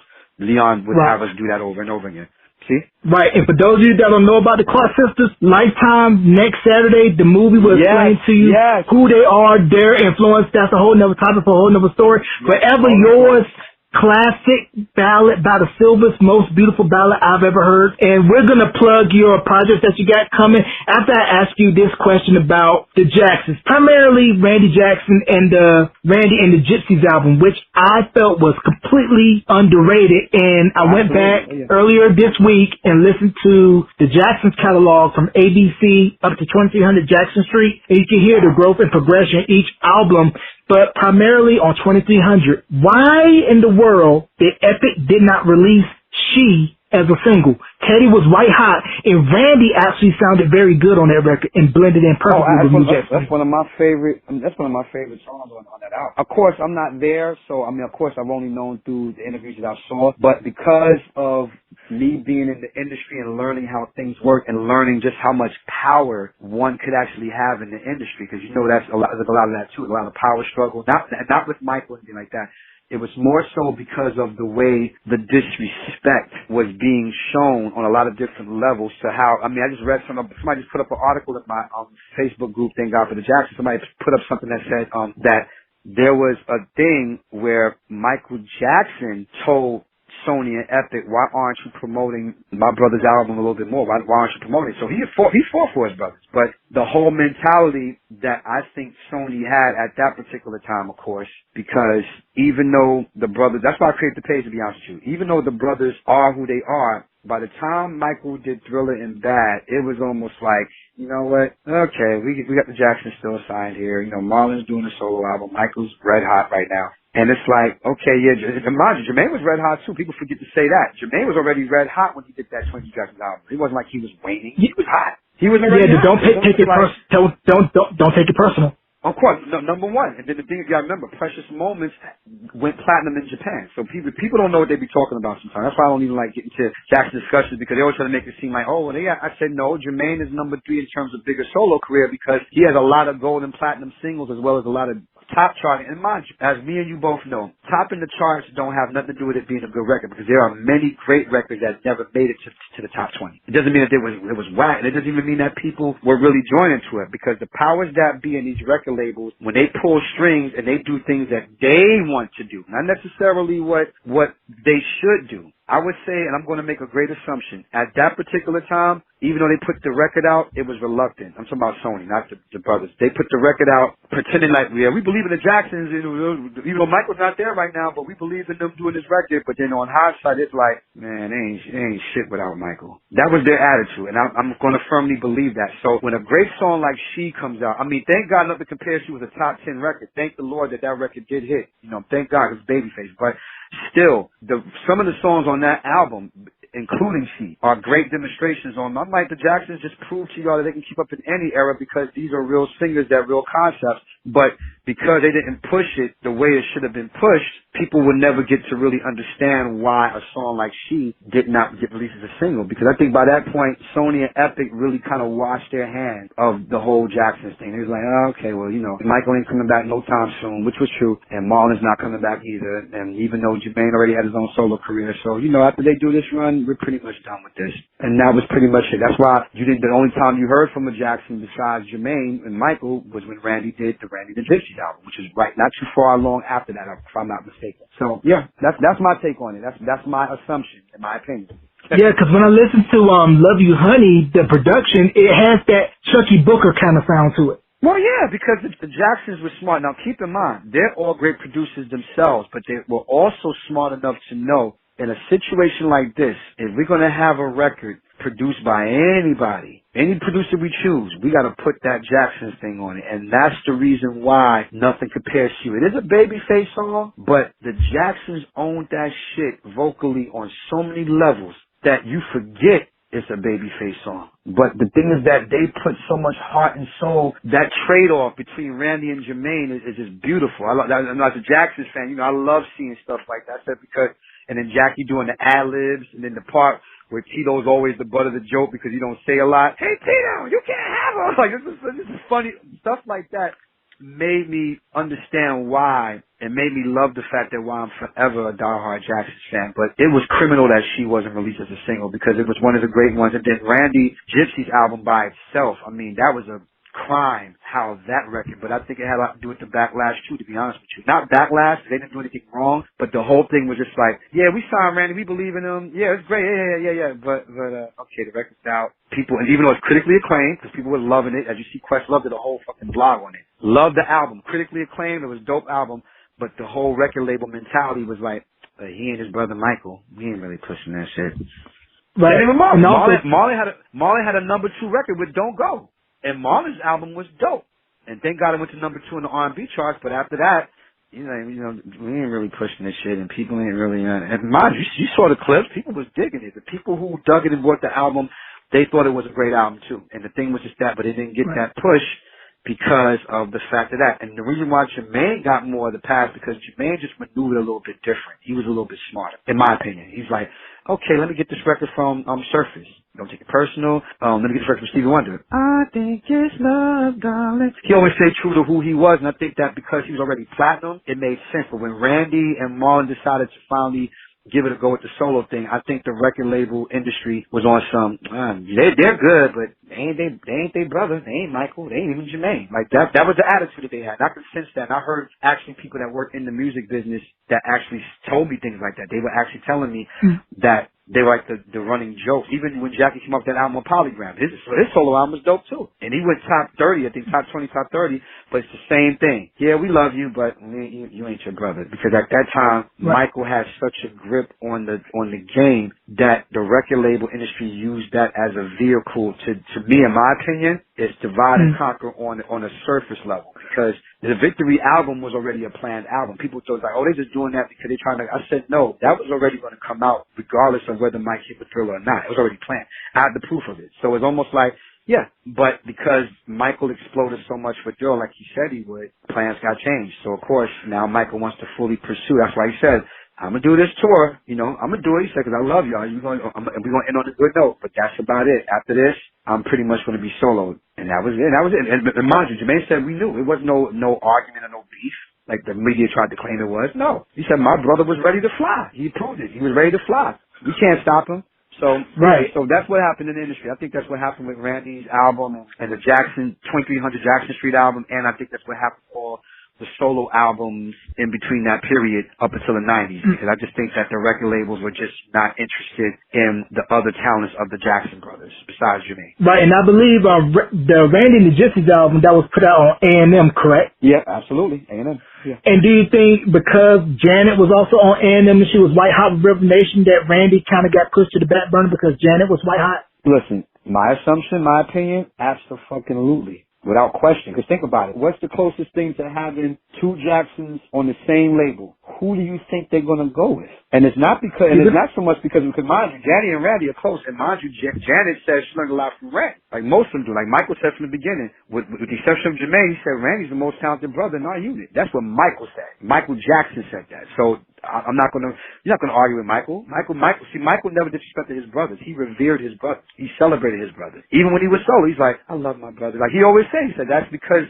even though he was in a new phase with his solo career and he wanted to explore more of who he was as an artist, he did his time. He's like, listen, man, we did it long enough. That's just it. Y'all can still keep doing it if y'all want to, but outside a couple of reunions, you know, I probably won't have no interest in doing another album unless it makes sense. And it wasn't because he didn't want to be around them. It was because of the fact that Michael had a whole new setup now. And the same thing happened with Janet. Janet sold 6 million records with Control, damn near 10 million with Rhythm Nation, and then with the Janet album, it just took on a whole other stratosphere. So at that particular point, matter of fact, let me not even say that because Janet was on Virgin Records. But at the time when Rhythm Nation came out, the Randy and the Gypsies thing happened like I think a year after or a year in between all that. So of course you're not going to go, you know, no disrespect, you're not going to go with Randy. And it's not because we know how dope Randy is, but everybody else ain't really attaching themselves to what Randy's doing because they wait to see what Janet's about to do. Janet done grown up. Janet done separated herself from the whole family structure and did the type of shit that she wanted to do. That's what I love about Janet Records actually, because Janet got with, you know, even though the first 2 albums were very good and her brothers produced on it, Jesse Johnson produced on it, great albums, but they were the perfect setup for what Jimmy Jam and Terry Lewis would end up doing for the rest of Janet's career. So yeah, without question, I really believe that was another conflict of interest too, because it's almost like like, look, Janitor sold 8 million, and even though Randy's album is great, it ain't really selling that much. So, you know, we got to put more attention over here. And it's like, that's the business. You know, that's the business. That's the nature of the business. It happens like that. Right. So now let's talk about what projects you got up and coming. Oh, man, let's get started. Well, first and foremost, my first two projects are still doing real good for me. The Planet 12 Syndrome, the debut album, and of course, the Planet 12 Live Sessions. That's my live album, which is all available on all digital platforms, iTunes, Spotify, Pandora, get it all. But what I'm working on now for this year is I got the Mega Dope Maniac EP coming out. I have my all hip-hop mixtape, which is called Red Catastrophe, which is going to have some features from my big bro, the incredible Donnie Wahlberg.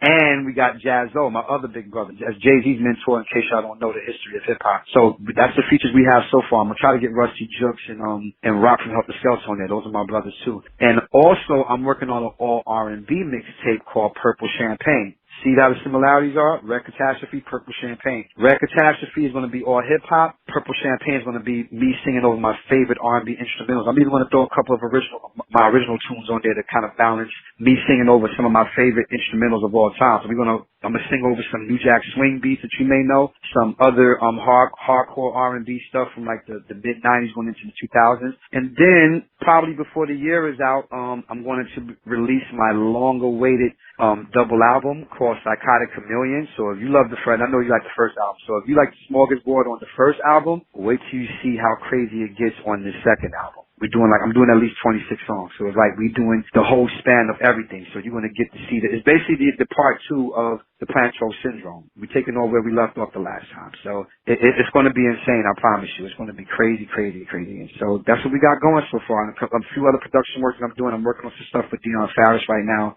as well as doing a lot of songwriting and production. As I told you, Nicole Hall, her album is entirely produced by Leon Silvers. I'm proud to be featured on 2 of the songs playing guitar. So that should be coming out, I guess the later part of the year. And last but not least, I'm on Jelly Bean Johnson's new album. 2 songs written, produced by me, featuring Monty Moore. Yes, that Monty Moore. Monty Moore from The Time, Jelly Bean from The Time, and ladies and gentlemen, Tony M from New Power Generation. And that album is almost finished. We tightening up all the mixes and all that kind of stuff now. So I'm featured on 3 songs on Jelly Bean's album. Because people know about him writing Black Cat for Janet Jackson and all that other bit, and him being a dope producer and a mega dope drummer, but he's a beastly guitar player. That's actually him playing the solo on Black Cat for Janet Jackson. That's Jelly Bean Johnson doing that. So that's what we got so far, man. We got a lot of other stuff in the works I can't really speak on right now. Some stuff being finalized, but during this quarantine time, my brother is busy. I'm making it. You're working, man. Like, you got 10 jobs. So, before we close, give out your social media handle. Absolutely. On Instagram, it's at Planet 12 Law. On Twitter, it's at Planet 12 Law. And on Facebook, under my real name, it's facebook.com/LawPlanet12. And make sure y'all go to my Spotify playlist, too. Thank you. Man, I gotta have you on again so we can rap some more and definitely talk about the new projects when they come down the line. Ladies and gentlemen, there you have it. On Beyond the Album Cover, my man Law. Law, thank you for taking the time out to do this interview, my man. Thank you so much. I appreciate it, bro. Let's do it again for sure. Thank you for all your support too, man.